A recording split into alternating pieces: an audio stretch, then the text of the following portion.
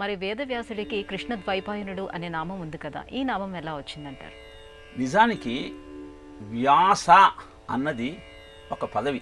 ఎలా అయితే prime minister, chief minister అని ఉంటుందో అలానే వ్యాసపీఠం అనేది కూడా ఒక పదవి. ప్రతి కల్పంలో ఒక్కొక్కరు ఆ బాధ్యత స్వీకరిస్తూ ఉంటారు. శుక్రుడు, వశిష్ఠుడు, సనధ్వజుడు, త్రివర్ణుడు, వీళ్ళంతా కూడా వ్యాసపీఠాన్ని అధిరోహించిన వాళ్ళే. ఈ వ్యాసుడికి కృష్ణద్వైపాయనుడు అని పేరు రావడానికి కారణం ఏమిటి అంటే, ఆయన పరాశర సత్యవతులకు జన్మించిన తరువాత ద్వీపంలో జన్మించాడు. నల్లగా ఉన్నాడు. నల్ల అన్న శబ్దానికి కృష్ణ అని సంస్కృతంలో కృష్ణ అంటే నలుపు అని అర్థం.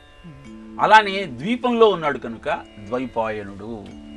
అలా ఈ వ్యాసుడికి కృష్ణ ద్వైపాయనుడు అన్న పేరు వచ్చింది. పరాశర మహర్షి మత్స్యగంధి అయినటువంటి దాశరాజు కుమార్తెను వివాహం చేసుకొని, వివాహము అంటే క్షణంలో అలా ఆమెకు సద్యోగర్భం ఇచ్చి వ్యాస మహర్షి కృష్ణ ద్వైపాయనుడుగా అవతరించటానికి కారణమయ్యాడు. కనుక వ్యాస మహర్షిని కృష్ణ ద్వైపాయనుడు అని పిలుస్తాం.